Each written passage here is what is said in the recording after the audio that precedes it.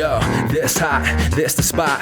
There it is, pod.com. We're interviewing the best comedians, so tune in quick and get your ears receiving them. We talking about life and life to stream right to you, from the microphone right to your home, dude. Side note, this might get embarrassing, but no, don't sweat, yo, cause there it is.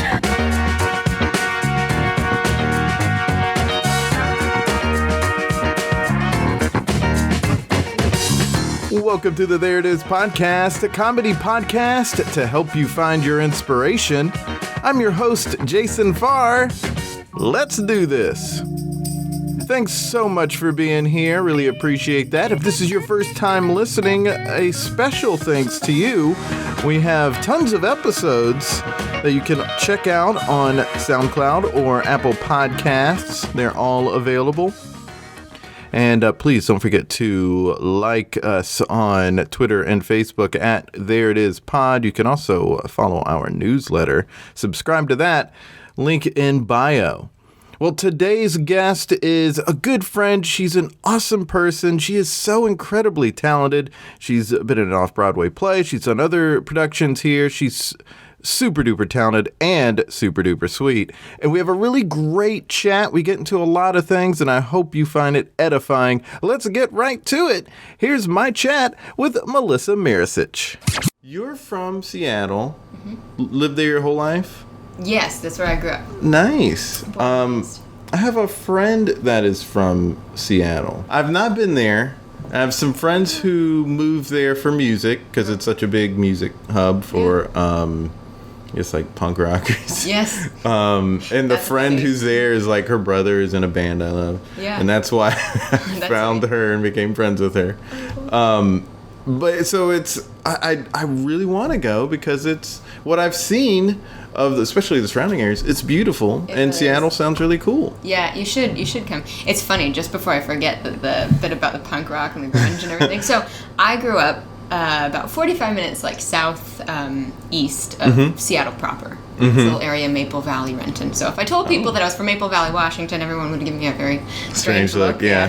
Totally. So it's really funny. So I grew up like very... My background is very classically trained. I started like little ballerina and stuff. But the reason I bring it up now with the grunge thing is because I grew up we listened to Vivaldi and Rodgers and Hammerstein. So it was not until I moved to New York only a few years ago that I even heard of Nirvana. And everyone's like, they were like, Seattle is so great, grunge. And I had zero idea what people were talking You about. hadn't heard. I think I'd heard the word, but I had no idea what it pertained to. I can't believe. I know. It's pretty I fun. feel the oldest I've ever felt. Oh no, that's not a good enough. I'm an odd duck. Most of my peers would know. It's just I like read Jane Austen and Dickens, and I can see that. I can see that. I'm in Knowing my you, own I can bubble. see that. Very special Melissa bubble. Oh gosh. Well, did you know about Pearl Jam being from there, or no? By your expression that the listeners cannot see, you No. did not know about Pearl I Jam. was in ignorance for a little while. But you don't even know. Did I just inform you of Pearl Jam? Is that- No, I know. Okay. That would And be, who that else? would be Sunny Day pretty Real Estate. They were kind of underground-ish, so you may not have heard of them. Yeah, you definitely don't know Okay, them. Melissa's gonna start writing down her Well, homework for when she's done. Sunny Day Real Estate is unfair for me to say. It's not like I said Soundgarden. Soundgarden makes more sense if I'm going from like Nirvana to All Pearl those Jam and same then it's things, Soundgarden. yeah. Right, because that was the era. That was the Yes. 90s. I know. It's okay. I feel old now often because I have nieces and nephews that are like gonna be teenagers soon. What in the world is happening? So. And they're talking about, I don't know. Whatever. Just Post new. Malone or somebody. I don't know. I don't know. Something. I don't know. What? These youngsters. Oh, wow. Anyway, sorry, that was a total tangent. But, No, but- yeah, you're this friend and Yeah, I have a music friend there, but you mentioned ballet there, so you've trained because I know this about you. Trained in a bunch of stuff. Like you're very well trained. It was one of the things when we met. I guess almost 2 years ago. You were kind of talking about what you've done, and I was like, man, she's pretty young to have done all of that stuff. Yeah.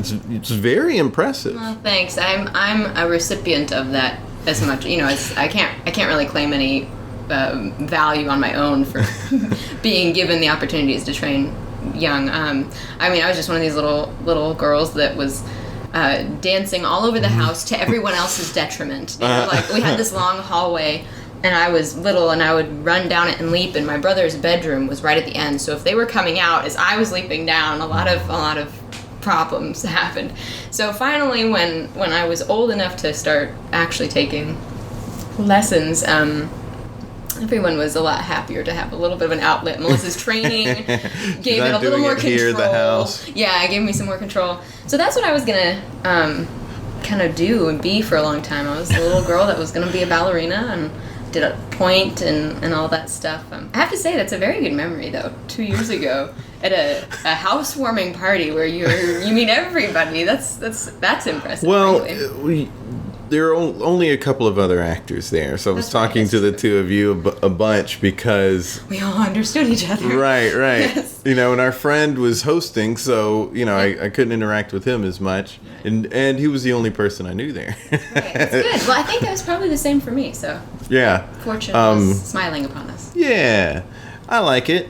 And you have how many siblings? I have a lot. So prepare yourselves. I'm the sixth of 9 kids. Wow. Yeah. The sixth. I'm the sixth of 9. So yeah, little and what's little funny, Melissa dancing around. Yes, and what's funny is when people hear that 9, you know, it was normal to me. I that was normal. But now, of course, I'm like, wow, my parents are saints. But everyone will say like, wow, that must have been just crazy. And I'm like, well, probably was, but I was probably one of them making it crazy. Like, I don't remember. I was one of the ones that was probably not shutting up. I talked a lot then too. So yeah. Well, fun. No, I feel like the people I know who come from big families are good conversationalists. Because, at least the ones I've interacted with, because they know how to talk.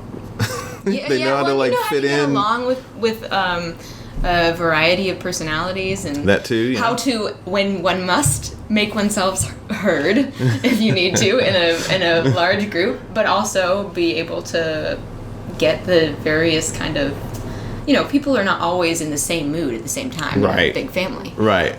So there's a lot of really wonderful training that. Talk about training. If you really want to be trained, just go, you know, just be part of a big family. What are the age differences? Like the oldest it's pretty vast. The oldest knew about Nirvana. Yes, he did.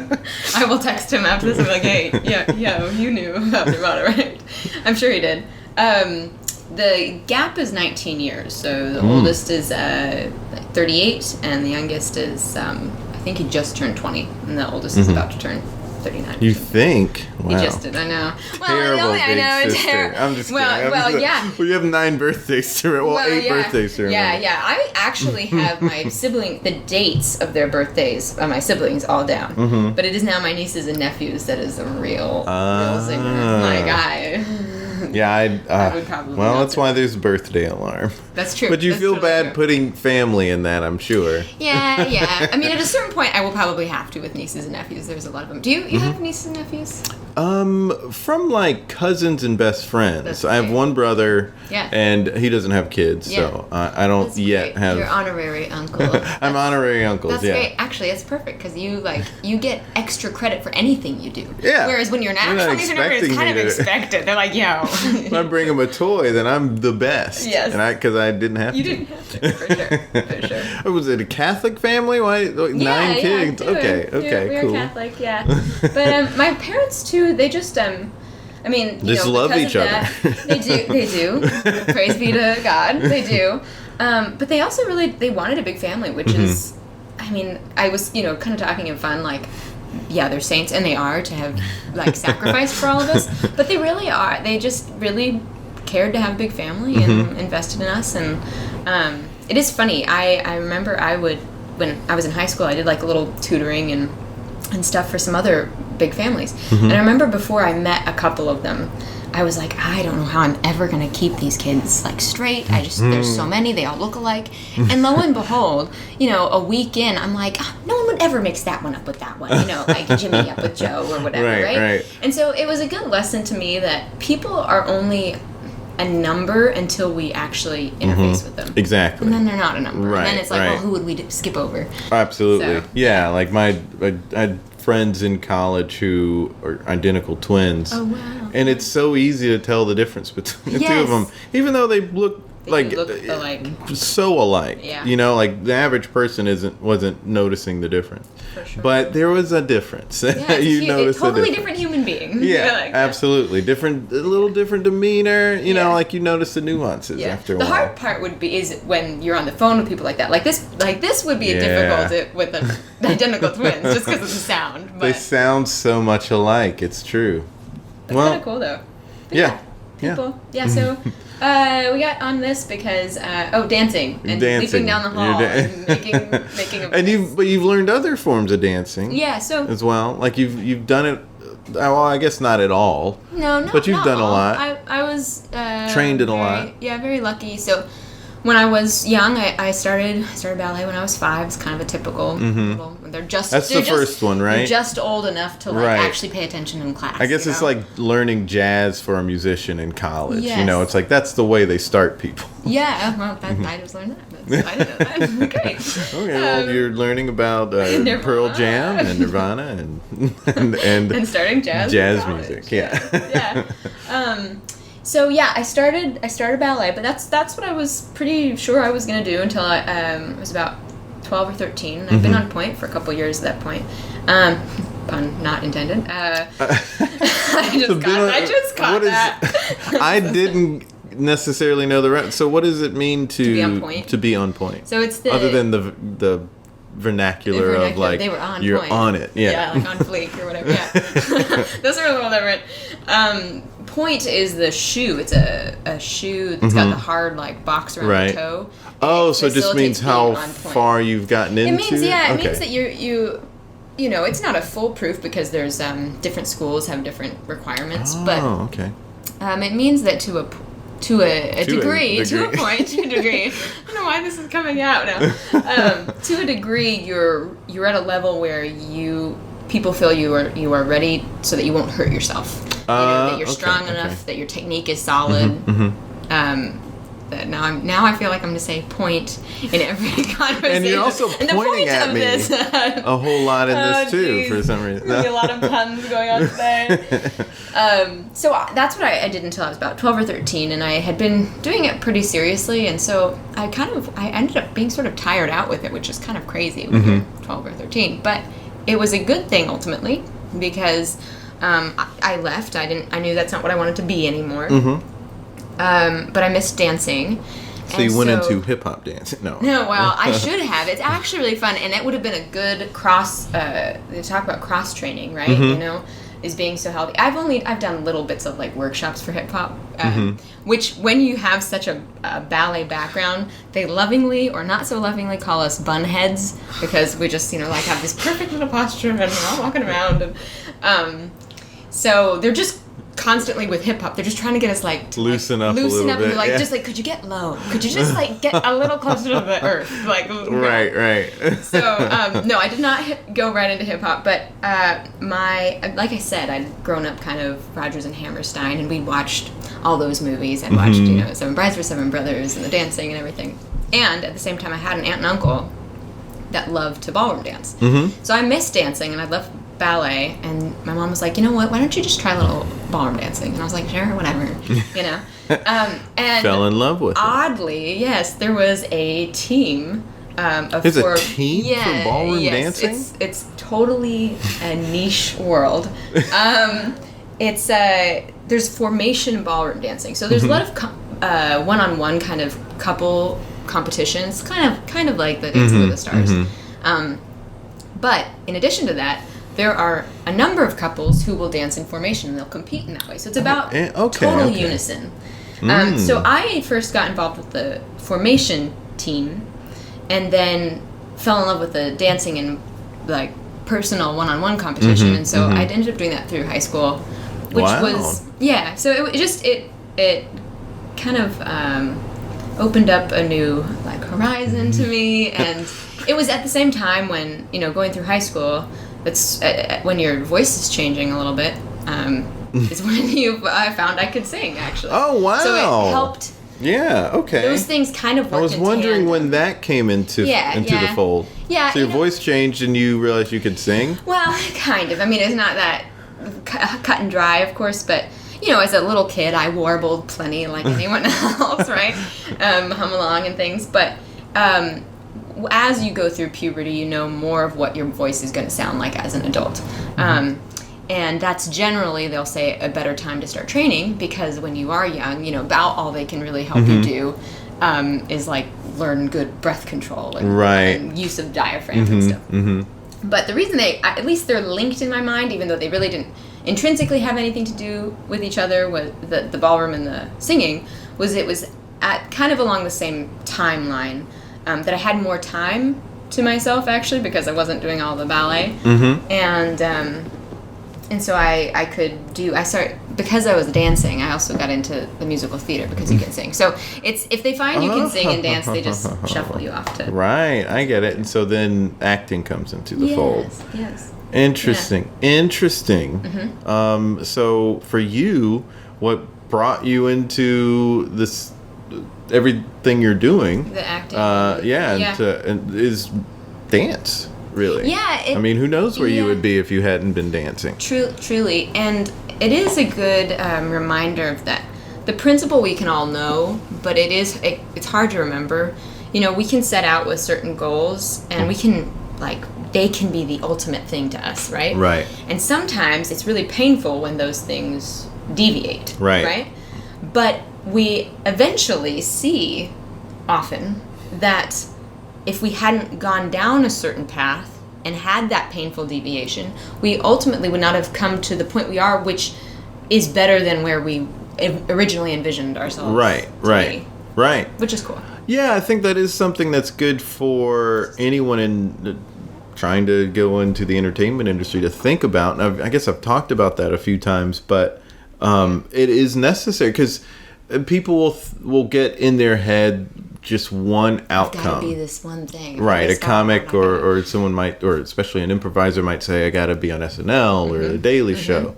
Or if they're stand-up, they might say, like, oh, I've got to be X amount of famous, and and that's the only thing. They get tunnel vision with that. And yeah. And truth be told, this is a great moment in time to even be able to picture this, right? That, 10, 15, 20 years ago, people could not have imagined the jobs and the way tech has changed things, right? And talk about participating in that and understanding the way that our industry is so driven by those changes and new talent and new ideas. Right. That if you have total tunnel vision, it's so understandable because it's like human nature. But, it's kind of against we pride ourselves on being very creative and thinking out of the box, and so sometimes we, I guess, should be remind each other that it's okay to think that way about our own lives, not just our work.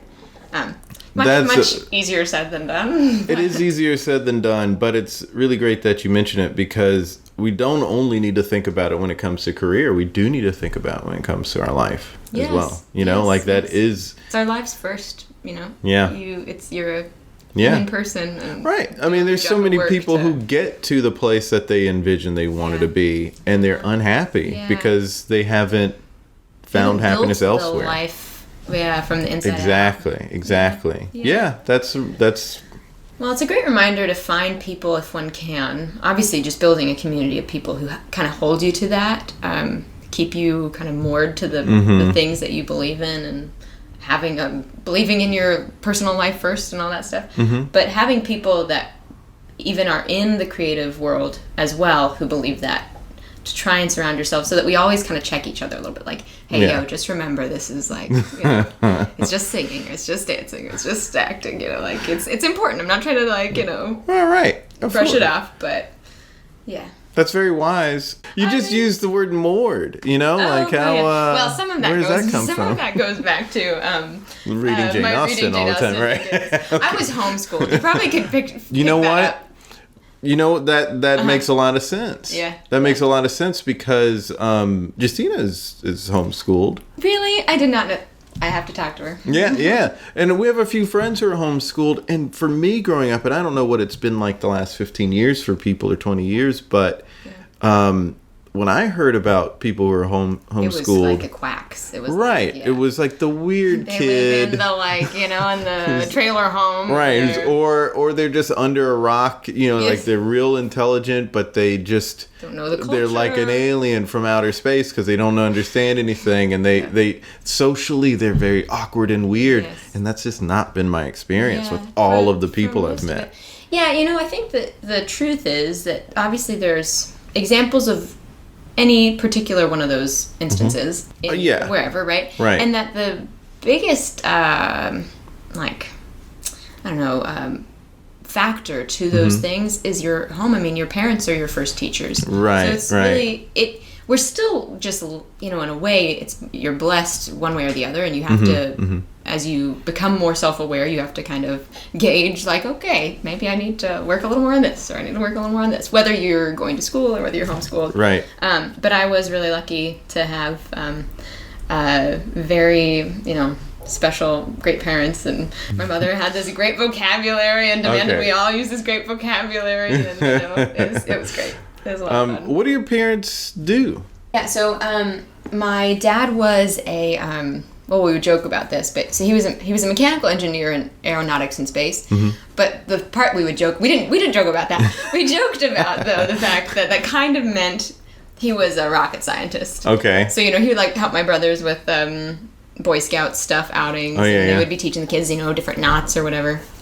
And they'd be like, you guys, this is not rocket science, but just in case we have one. So we'd always joke about that. So my dad was a rocket scientist, and my mom, she was an interpreter for the deaf and taught sign language, but did a lot of literature and, performing herself growing up. So they were a great blend of the mathematical and the, nice. Other sciences. So okay, cool. Yeah, it's great. Yeah. We were talking about something just a little bit ago now. Was it singing? Acting. Right. And how you got into that. Yes. And we were talking about letting things kind of guide you a little bit. I just was thinking about that because the dancing, and I just want to go back to this before I totally forget. Dancers, I don't know if you follow Russian ballet dancers. I've heard of.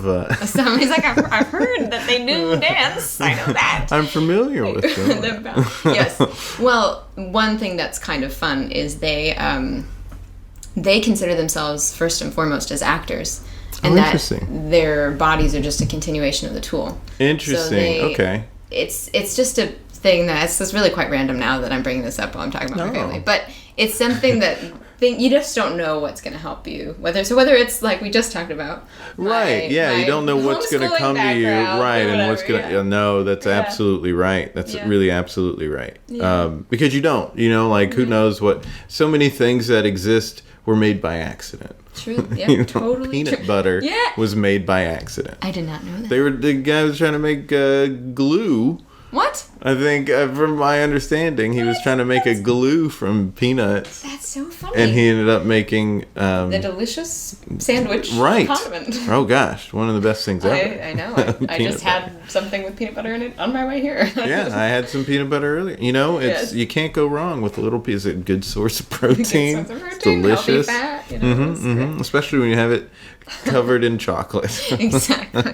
They are the perfect pairing. Also very good. Cocoa powder is good. I think they say there's antioxidants in there or something. Right. They're both very, very good for you. No, but you're right. You don't know. Yeah, you never know.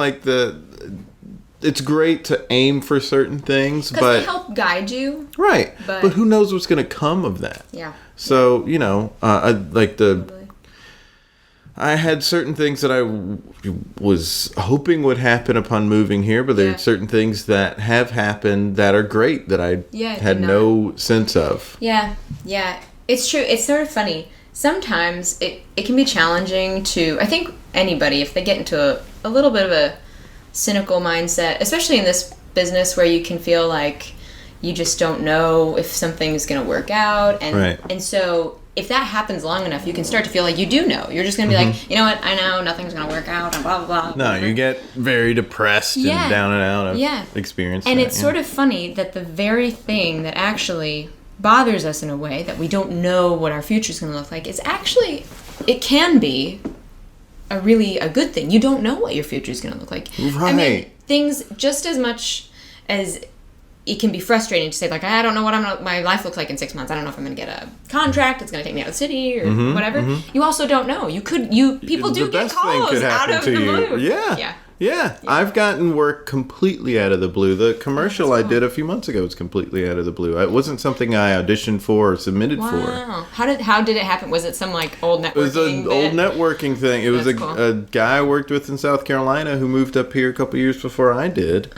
Just messaged me and said, "Hey, I think you'd be great for this." I love that. I love that. You know? Also, that's a cool segue, I guess, into that. People often think that, you know, this world is competitive because there are a lot of us and there are a lot of very talented people. But the people that are really professionals, the people that are going to have staying power, are not competitive in a kind of nasty way. Right. There's a difference between like competition for like quantity of work versus like competition in your attitude. Right. I think there's a lot, like if I'm not right for a role I see, you know, a breakdown for, I'm like, you know what? I know a bunch of other sweet little actresses who would be like perfect for this thing. Right. Like I'm going to send them a note. Like somebody's going to get the job. I want somebody to get the job, you know? Yeah. You know, someone who was on the podcast a little while ago named Jimmy Quo basically gave that same point. Yeah. I mean, he was saying that if you find out about something, share it with people. Yeah. You know, like don't be so competitive that you won't try. Even if you're doing it for it's kind of a selfish, you know, ultimately for your own, even if you're doing it for that reason, it will actually help you out. People appreciate that. Years from now, they're going to be like, you know what? Like Jason or Melissa, like thought of me, and they would be perfect for this. Like I'm gonna spread the love a little bit. So it is self-serving, even if we should do it for an altruistic. You know, I agree, and I don't think it's a bad thing to be a little selfish sometimes because you have to be. Self-care is inherently selfish. There's certain times where you have to think about yourself, and that is being selfish. But I've gotten kind of. Like cynicism is boring to me. I'm way over it now, and part of like I keep hearing this thing that cynics have said of when it comes to altruism is nothing is 100% altruistic. So what? Yeah. Does that matter really? Does that mean that it has no value just because it's not 100? What is 100% whatever? You know, like nothing is. Right. So like we live in a community. It's about. I mean. You could kind of say the same then, but self-sacrifice. People are clearly self-sacrificing. And somebody could say, well, they're not really doing it because they love you, because they think it's for their own like good to be self-sacrificing. But it totally... they're running a loop in their heads. They are. I feel like they're being a little intellectually dishonest about it, and they're intentionally overlooking the fact that both things happen. Yes. Like you did something for someone else, and you did something that helped you as well, or was good for you in some way. I guess the thing to counteract their argument in that way is you don't necessarily know. So we really do only have today. Right. Might as well spend it doing nice things. Yeah, I mean, I remember it was some years ago, and I was kind of in a grumpy mood or something, and can't imagine it. Cannot imagine. I wasn't being grumpy, but I was kind of in a grumpy mood, and I remember I was just walking along the street, and I like looked up and saw our eyes met, and we just smiled or something, I remember. It was that, or maybe it was the same thing. I looked up and saw someone, and I was like just taken by the expression on their face. Like I was like, "What are they thinking?" And then our eyes met, and then we smiled. And I remember that walking away for the next couple minutes, which is wild when you think about that. For a couple instances, our eyes met, we smiled, and I walked away. I remember being so lifted, and then I realized why. It was because I'd stopped thinking about myself for a few seconds. Oh, that's nice. And so I was just like, oh, man, if I could just remind myself, like, just you are important, but get out there. It's this paradox of, like, you have to give away your life to save it kind of thing. Right.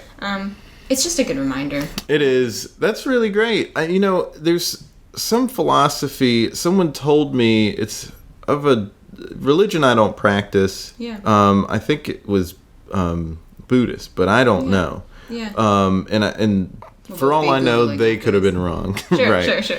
But it was a good friend of mine, and she was saying that there is a philosophy within, I believe, that religion that was when you do something for something else, the joy you get from that is true. Yeah. You do something nice for them, and what you receive in return, not necessarily them giving you something. No, but it becomes its own. Right, just seeing their face light up, or whatever you get that's positive from that.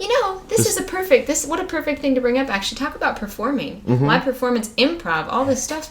That's the whole point of synergy, right? And community, right. You're creating something that totally doesn't, but you can't go about. It's not like these people are going about just trying to find this feeling. They're just going about trying to do a good job. There's love comedy and want to do it, and they want to get in front of people and do it, and then something happens, is built in the moment. And then those special moments when something came out of you didn't know was in there, and then everyone laughs. Right. Then people laugh, and then and it catches you off guard, and you laugh maybe, and then later someone says that was such a great moment. That all feels nice, you're they're happy, you're happy, everyone's happy. Everyone's happy. This is great. That's a great moment. You're both receiving something from something you did, and you were trying to get the laugh, but you weren't trying to get them to come up after you later and tell totally. And you only get the laugh by letting go of the need to get the laugh. Yeah. It's that and paradox. You've been to one of my shows. It was great. It was so fun. A class show at that, yes. which is people who go to class shows. Are the best people. Thank you. Continue. Please tell me how wonderful I am. No, I had a great time. Seriously, it's hard to get people out sometimes to a student show because they're like, well, they're students. And then you also brought somebody that was an industry person. So that was just nice of you. Well, it kind of goes back to you saying of just if you knew someone who's good at something, you share. I've been, totally. I've been gifted by so many people that were just generous with their time, and it does make you want to pass that on. Yeah. It really costs nothing, and in fact, it gives you something a little bit just to feel like you did what you could. There's little sometimes that we feel we can do. If I could, I would, give every actor, every comic I know, a really great gig, a paying job to perform, give them this great platform, but I can't do that right now, at least. So. Until then, connecting people and it was a great show. I mean, my hat is off to improv folk. That's a scary thing. So it's great. I mean, I've done a little tiny bit in classes. Yeah. Just enough to have even more. Improv is great it's a great acting tool. Yes, it is. I mean, that's how it started, actually. Yeah. That's where it was birthed from, was people doing exercises because they wanted to learn more. Yeah, they wanted to learn more about who the character was that wasn't already in the script. Yeah. So they took the things they did know and then started just trying to improvise and see what backstory they could come up with. The reason it's scary is it really is only scary, I would imagine, if you're going about... You know what it does? It highlights the fact that even if we are performing and we know we shouldn't really be doing any of it because of people's response, we do still want affirmation. We don't want to come on the stage and fall on our faces. Right. That's the only reason that it really... Because otherwise, improv seems to me then, it's just imagination in the moment. So you just have to let go more fully of the need to, have this packaged and pretty. Well, it goes back to what you were saying about the future. Because you don't know what's going to happen. So even if it's the immediate future, I'm going on stage later. I don't know what's going to happen. Right. I'm going to be in a show at 8, and I have absolutely no idea what we're going to do. I don't know what the suggestion's going to be. Can you imagine, too, how many times that ability to be on your feet, live and quick, and just... You know what it does? It's great because it really is not being selfish. It's really being focused on the people around you. You have to in order to... When you're thinking about yourself, I have to have a good idea, or I have to be funny, or I have to get a laugh. It's not gonna happen. Yeah. You're gonna have a worse time. You're not gonna serve anybody. Right. You're not gonna serve the scene. There's a lot of talk with. I like the improvisers who talk about serving their fellow improvisers on stage, but also servicing the scene. Yes. As if like the show itself, Yes. the set itself is its own entity that exists. And you need to be open to it and be there for it in an honest way. And then people also say the same thing when it comes to a script. I want to serve the script.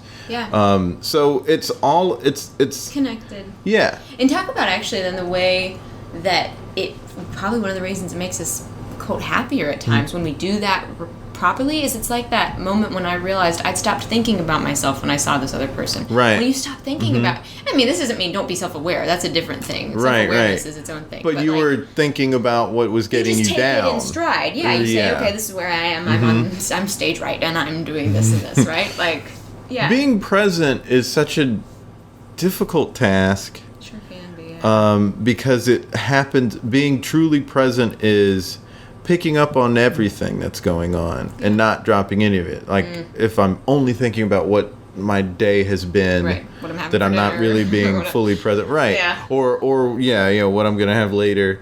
You can think about your day up to that point and like what upset you. Yeah. Or what am I gonna do later today? Or tomorrow, and such and such bills due, and I don't have the money or whatever. That's being aware of your surroundings, but only the ones that directly affect you. Yeah. But if you're thinking about other people who you're around as well, and you're picking up on everything they're saying, that's really being present. Yes. And it's taking everything as it comes and goes, as opposed to getting fixated on the past or the future. Right. I mean, it was that line of John Lennon's "Life is what happens when you're busy making other plans." I mean, you're focusing on this other thing, and not paying attention to what's present. Yeah. That's great. That's talk about a beautiful little inspiration for the day. Yeah, but you're right. If you don't know what's going to happen. Yeah. And it could be the people do get nervous about going to do improv, but you don't know what it's going to be. Yeah, we can just let ourselves be. Well, we can choose. We can either be afraid the whole time or let that kind of free us and, know that we only have the responsibility to act in the moment as we can, given the information that we have. Right. And that let each day have each day has its own problems. Yeah. There's a Bible passage of that. Oh, right. Yeah, tomorrow will worry about itself. Right. Totally. So, just that pertains to all of us, no matter our beliefs. Like, just take the day as it comes. Like tomorrow's going to worry about itself. It will. So don't worry about it now. Right. It's not going to change anything. You don't know that you have it. It's, There's so many times where I'm worrying about something, and then when it comes, it wasn't bad. I got through it. The was not as bad as I thought it was going to be. Right. So it's just, you don't know what's going to happen. So just enjoy be, just be present. Acceptance is a big deal. Acceptance is something that's truly hard. It is truly hard. But I mean, just reality, that's the beautiful thing about it. Like, take the givenness of reality, and that helps. We can feel, I think, often a paralysis because of what we feel is like endless possibilities. But if we allow accepting what actually is, there's a lot of like freedom. So much freedom, so much power. To be God. Like I can't. Right. I don't. I cannot imagine. I don't have to fix it. I don't have to take the reins. Like I just have to move forward. Be responsible for what I can do, helping those that I can, and accept how like whatever comes when I move forward. It's also like you can or you should obviously fully experience the emotions that come up, good and bad. They're actually a part of that givenness. They're just part of what is. But when you have this freedom over things, as you were talking about, even the bad ones, you go, okay, that's what's happening, and something good's going to come from this, or this is what I'm learning through this tough situation. Yeah.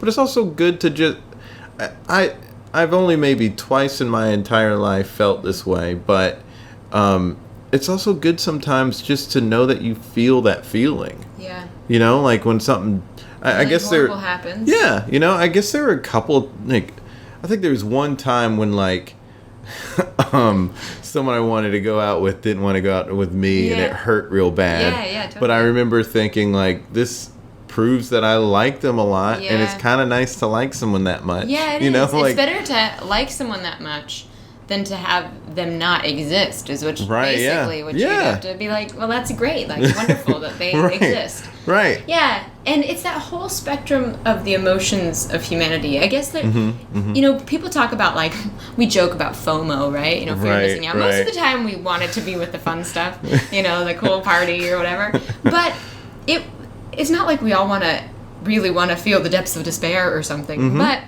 you know, when you feel... You're really participating in, you know, thousands and thousands of years of human emotion, and you haven't skipped out on it, which is a good thing. You're right. I mean, it's a very like, unique hold your hand through it. perspective. It's a good thing. It's a good thing. Just feel that it's okay. It'll go away. Yeah, you know, I think just saying, you know what, I feel this way, and that's okay that I feel this way, is sometimes the only way you can really accept it. Yeah. But it's another Bible verse, Yeah. but it's that, I guess it was Paul's about when you have trials, it's like Yeah, a it great develops thing. Perseverance. Right, you know, Consider like it joy. consider it Well, pure joy. I will try to consider it. That's so hard. It is, yeah. You know, that's a great one. Very good it's one to and it's so whenever I think of it, it's so true. consider it pure joy, isn't it, when you experience trials of any kinds, for it develops perseverance. I just botched it a little bit, But you know, Yeah. there's so many. like that. Yeah, I mean, but there's so many Bible translations. This Yes. is just the Melissa Maricich. Yeah. Thank you. Just please excuse whatever. Yeah, it's all the translations' fault, not It's just a Melissa's new one. memory. No, but it's true. It's you know, again, whether you know, regardless of your Your belief beliefs, system, yeah. That's you still true. are going to learn something through the experience, and the fact that you are alive and can learn something. Yeah, that's a gift. Right. It's tough. It's Yeah. tough to learn that. And that's something that people talk a lot about in improv too, of just Really? like I've heard Stephen Colbert talk about this. Another Catholic. Yeah, He's an yeah, entertainer. yeah. But he's talked about when he was in Chicago and studying improv and learning, there's someone, I can't remember the person's name, who said, learn to love the bomb. Because you're on stage still, it's going poorly, you still have to be able to perform in that situation, so you still have to learn to love that situation, and it's accepting the bad and being just as okay and just as Yes. in love with that Yep. as you would be if What it's a going great. Also, this is amazing. I was just bringing this up to someone. I can't remember who or how now that it came up in our conversation, but it was about, I'd remembered when I was doing a lot of the ballroom competition that one of my coaches was like, you know what, you have to learn to like the things that most people don't like if you want to succeed. And particularly in this case, he said, you know, most of the time we all love the performance, or you love the competition, or you get to love that little fruit of your work. He's like, but the people who get to enjoy that fruit the most and do the best, they're the ones who've learned to like the hard part, which is practicing. Yeah. So it's like what you said with the, you know, learn to love the bomb. Like, that's cool. It's Yeah. hard, but it's where it lies. Like, learn to love the sweat and the suffering. Right. and- I mean, that is part of the process. It's Yeah. all it's the it's, other fun stuff would not be there without it. Right. I mean, I think I was reading something on, I believe it was cracked.com. But I think the CEO, the person who founded that website, was saying that I believe, hopefully I'm not botching, maybe it'll just be No, the maybe. Jason Farr translation, but I believe what he said was the progress is in the process. Because the Yes. point he was making was a lot of people, they want the ends, but they don't want to put the effort in to get those ends. Totally. And sometimes, like, it's just hate that one thing that everyone else hates doing. If you You can have to just- enjoy doing that part. Yeah, or at least embrace it, even if you're like, oh, that doesn't feel very good, but I'm gonna just not feel very good for Right. a little Or while. Just I guess accept it does go back to acceptance. Yeah. And like, this is what's happening right now, and that's That's a great one. embracing that moment is necessary. But also, I gotta imagine that's healthier for you mentally, you know, because Yeah, I think amen. so many people, especially in our industry, they put so much effort to try to get this one outcome, and when that outcome doesn't come, they're like, I wasted all this time. Yeah. Well, you could have been enjoying all this time. Yep. You know, if you weren't just like, this has to end in this particular way, you would have enjoyed it more. It's very narrow-minded when you think about it, especially for a group of people that, again, pride themselves on not being narrow-minded. Right. You know? I mean, it's something we have to work on, but it's tough. Yeah, but that's something that it's good to be reminded of for myself. Yeah. Thinking about that, yeah. I want to talk to you about the work you've done here. We've had a great conversation, and I don't want to gloss over this, but you've been Off-Broadway, you've done all these great plays. You did. We saw you in Guys and Dolls, but you've also done West Side Story here. I did that actually back out on the West Coast. But, right. You went back. It was after you moved here. No, it was actually right before you moved. But you know what? The tricky thing Didn't you travel somewhere for? I did. Yeah, you've done a very wonderful job at keeping track of it. Anyway, and it's confusing because I will sometimes do pieces from like those shows or material again somewhere else, or I'll do a video, or I'll do some things. I think the thing you were thinking of was I did a show in California. Long Beach it was aboard the Queen Mary, which is a ship I had not heard about, and it is apparently a sister ship to the Titanic. It was the one that did not go down. So that was really fun. That is interesting. But, yeah, kind of random, but very fun. And the decks, this is totally irrelevant, but the decks were so smooth because they're so old. I'm walking around in my long dress and these heels, and I'm truly just doing a penguin walk to just try not to biff it on this 100-year-old deck. So that was kind of fun. But I think that was what you were thinking of, perhaps. It must have been, yeah. I remember something about you going away after we met to do something. Yeah.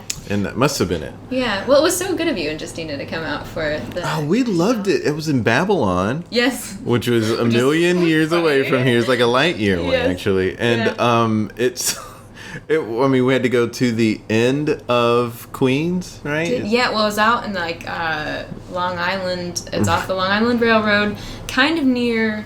Fire Island or something. It's basically out there. It's way out there. It's so cute. Like people who live in Long Island don't go as far. Yes. They're like, oh wow. But it was so cute. We loved it. We loved going. Cute. We really the show was great. You were fantastic. And then after the show, since we went to a matinee, right? It shocked us all. We went to this awesome bar. Yeah. Do you remember? Was it like? I remember what it looks like. I don't remember what it's called. We probably could walk there again if we went out there, but it felt like being back home. Oh, really? So it looked like the areas around it, like a little bit of Asheville or Brevard, and a little bit of Simpsonville even. Simpsonville's not Asheville when it comes to being nice. Cute things about them, right? And there's a quaintness, and there's so much greenery. I was like, what? Where are we? It was great. It's so nice. It was really pleasant to have that built into a show for me. I mean, it was about an hour from Penn Station for me, so it wasn't too bad. It depends where you're coming from. It's a little tricky. But it was nice to have that built in a couple times every week to get the fresh air and the green. Yeah. And, we're on the train, and I'm looking at houses go by with yards, and I'm like, oh, wow, people have houses with yards. So nice. We were just somewhere that had some yardage. There's some yards, and I was like, oh, this is nice. Yeah. Or maybe I just had a dream of that. I can't remember where we were. Maybe it was just a mirage. I don't even know at this point. This weekend was nuts because we went a bunch of places on Saturday. Okay. But it might have been in the Uber going around Astoria, and I was like, oh, there are some places That's true. Yeah, it's that have a yard, and it's nice. But that really could have been a dream. It's totally equal options either way. Could have been a figment of my imagination. Yeah. You studied here at you did some acting studying here at the Barrow Group, which is a fantastic place. Yeah, really good memory. I don't know how. Don't give me too much credit. Okay. I did a little research. Remember some of this. Good. The Barrow Group. I vaguely remembered something about that with you, and then I was in research. Was reminded of it. So I took. The training and everything. Really, and you know this, you're always doing this. You have to keep working. You know, Yeah. it's your craft, it's your instrument. You know, I take voice lessons as often as I can. Yeah. Practice a couple times a week. Have an hour practice every day if I can. So with the Barrow group, it's I think I was doing a Shakespeare class with their one of their co-directors, Seth Barish, who's just so great. He just keeps it so real. He doesn't, you know, everybody's got their own technique and what There's a works certain for them. approach that people take with Shakespeare sometimes. Yeah, but his, for Shakespeare, but also just for the way he views acting, something I just so appreciate, and it's just simple. He's like, you know, sometimes particular different techniques can just kind of give you a headache. I'm just like, I don't want to think about my dog being dead from 10 years ago. Now while I'm looking at this person, I think about, you know, what works for, if that works for you, then that works for you. Then Yeah, more but power to you. I think it was Chekhov who didn't like that. Yeah. He studied originally in that, like, but he was like, no, like, what?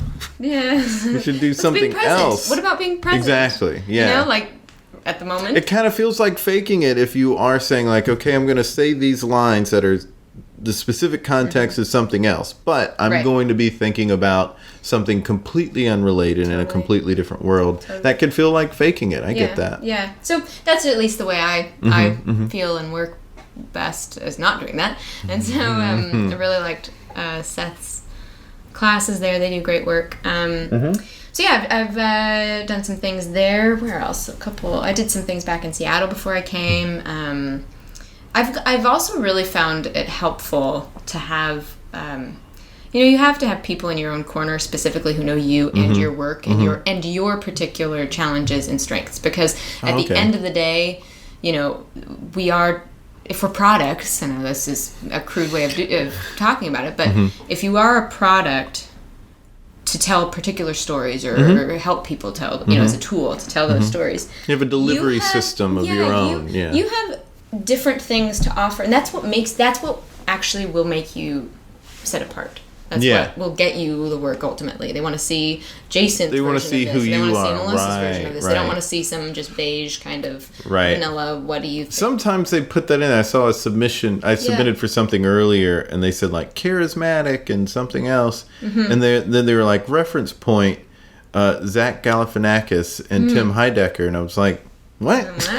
Okay.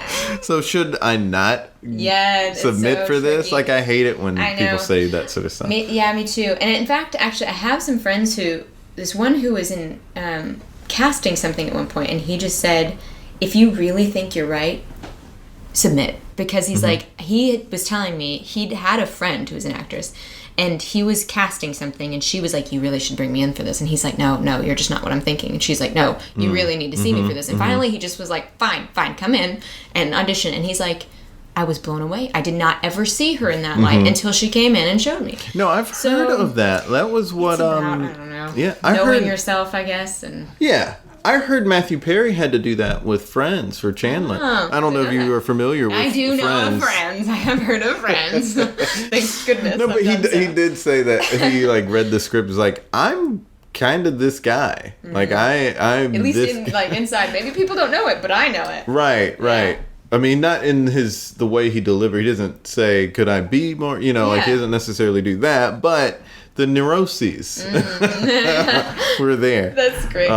No, it is something you do have to advocate for yourself in a lot of situations, and sometimes that's just like keep going out for auditions is advocating for yourself. It is. Or you know, having a professional online presence that looks consistent. Right. I mean, I have an interesting relationship with some people, the way they put themselves out there. I think you should have an online presence, but some people, I feel like that's a whole nother conversation, isn't it? It is, huge. And I won't get into it, but there's touching on it is helpful. It's right. good. I want it to look real and genuine, and sometimes it doesn't look real and genuine. Right. And I just want it to look polished. I don't want it to look like I just threw something out there. It's like getting up and not being willing to comb your hair. Right. But with my like social media, I'm not like super polished when it comes to like my Instagram or something like that. But yours is very good. Like you're not overdoing anything with it. You know, you were Glad you putting feel stuff that out there way, when it makes sense, and it's just nice. It's simple, and I kind of appreciate the simple stuff more than when people overdo it. Yeah, I mean, thanks. I'm glad you feel that way. I've become aware that you have to do. It's so tricky. We all want to. I like it when I see other people's stuff, so it was a good little kick for me to be like, you know what, I really do like it when I see, what you're talking about, the authentic. Right. You're not doing that. The total humble brag, but like, you just share and you just can be real about it. Yeah, I mean, it's interesting. Everyone is just kind of saying, a lot of times it's just, well, my friends are following me and I just want to catch them up, and this is an easy way to do that. Yeah. Totally. I mean, that's what so much of it is. Yeah. Because I mean, I don't have fans. Yeah. Well, what's funny? Well, you do. I'm a fan. But, thank you. The reason I think they talk about it as being important for the job stuff isn't so much. It's not like at the moment you and I have millions of followers or something. Is it kind of like branding yourself? It's for branding, but it's for casting too. Because and this is actually a point to the friendship thing. People they can only see so much about you in those 2 minutes in the audition room, and hopefully you are a really personable, person to come in and say, like, hey, I am pleasant to work with. I care about you behind the table. You're not just a faceless, entity. And so I think sometimes they'll look people up on social media just to get a sense of like, what do they like? Do they complain all the time? Like, don't complain all the time on social media. Just don't do that.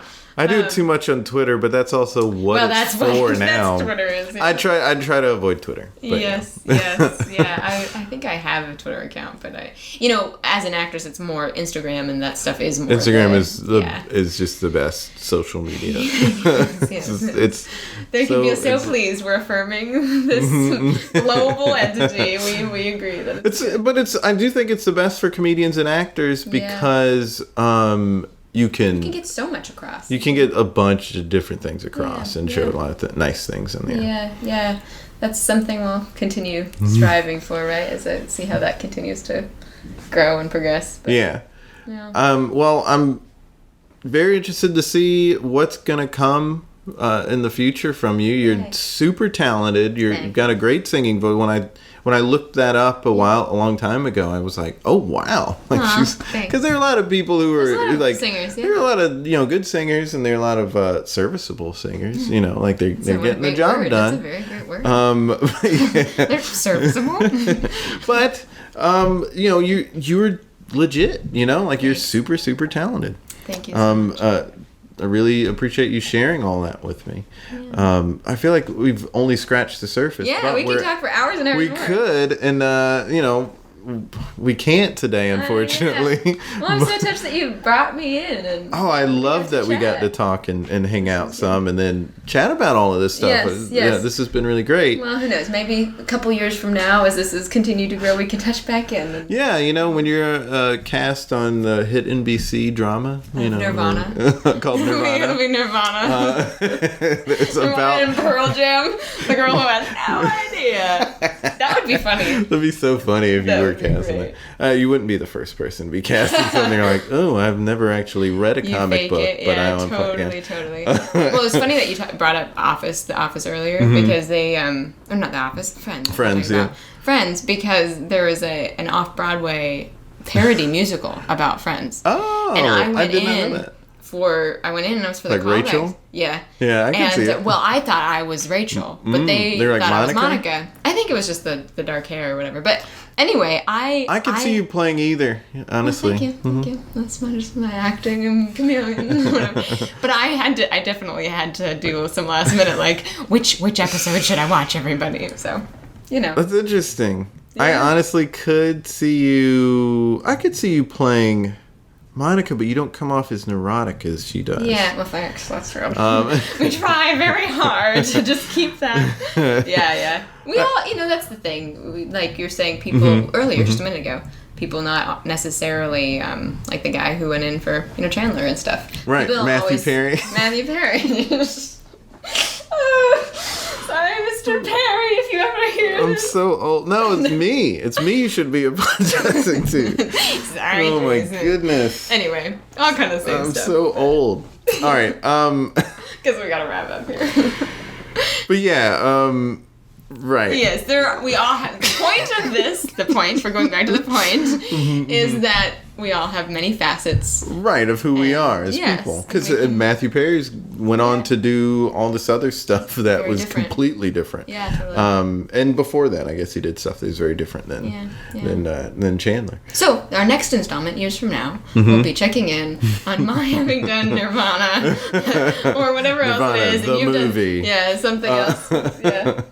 Well, this is the part of the show where we try to create something together. Okay. Let's see, what could that be? What could it be? Because we talked so much. I mean, we did talk a good bit about the dance part of it, but I don't know how we would demonstrate that in a podcast. Tricky thing. And I guess also just sort of talking about having a good mental, mindset, a healthy mindset. Yeah. So I don't know what. Maybe we could involve the listeners this time instead of us creating something here and now. This is, having a mindset that just recognize. People sometimes talk just about being positive, and I'm not at all trying to. It's great to be positive when you can be, but to our point earlier. When there are hard things happening, it doesn't actually do you any good to just skate over it and, recognize it. And then that's the only way it can become positive. So, I don't know, maybe this is like kind of silly, it's like of a challenge, but finding what's something that's challenging in your life and learning more about it. Right. What is this particular thing? How can it affect you ultimately in a good way? That reminds me of meditation. When we were talking about earlier, it reminded me of that because there are being mindful and present, but then also just kind of there's like an observational, like a senses meditation that I do, and it's actually from the podcast. Okay. And what it says when you open your eyes and start looking around, to just sort of notice things and not judge them. And that's a really good thing to just do anyway. Yeah. Notice, like actually absorb what's happening to you and being aware of it, but not judging it. Because I think there's certain types of people if someone compliments them, then they just sort of ignore it. It's in one ear, out the other. Yeah. They don't absorb it at all. And so they're not accepting it. Yeah. And some of that's because of judging. Sure. And then there's the opposite. When someone says something bad, then they just sort of, or when something bad happens, that's just like what happens in life, and it's not something that, it's just something you have to deal with. People won't deal with it because they just don't want to. They don't want to, and it's understandable, sometimes. Right? Yeah. But we still have to. It's still there. Yeah. So if there's a way for people to notice when it happens and just observe it and not judge it and just say, well, this is what it means and this is why it happened, I think that could help a lot of people. Yeah. Today, this is great. I mean, what day is today? Well, it's towards this Wednesday, halfway through the week. Yeah. Yeah, so I'm thinking about this hump day. What a great inspiration to just try and for the rest of the week. Yeah. Take things in. And well, I guess this will be released on a Tuesday, so still, have the rest of the week. You and I, for the rest of the week, we'll do this. But for when we put this out, right, we will, encourage the listener to think about what's going on, really observe it. Yeah. Don't judge it. Don't try to run away from it. Just think about maybe why it's there. Yeah. How it affects you. That's probably also something therapists suggest people do. Yeah. I've read that in self-help books. Yeah, totally. Actually. So that's what we've created here. We've created self-help. Self-help, the podcast. Thanks so much for being here, Melissa. It's been a great time. Thanks for having me. You're awesome. Aw, you're awesome. You're very awesome. You're a delightful person. We're both awesome together. Ow! There it is! Really enjoyed that conversation. I hope you did as well. I'm so thankful that she took the time to sit with us and share her wisdom.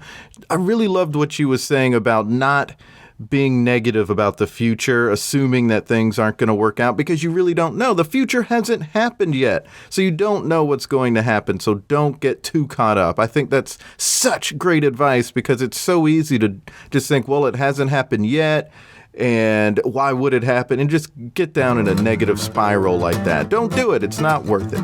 If you want to know more about Melissa, you can go to melissamaricich.net, link in bio. Also a link in bio to our newsletter. Subscribe to that. We have 6 more weeks, including this one, of our book giveaway, and subscribing is an entry to win. We're just here to help. We just want to give you a little inspiration. Well, folks, that's today's episode. Until next time, be good to each other. The music for the theme song was created by Neil Brooks. The rap was written and performed by Nick Acevedo. The logo for There It Is was created by Jeff Prater. The There It Is podcast is produced by Jason Farr.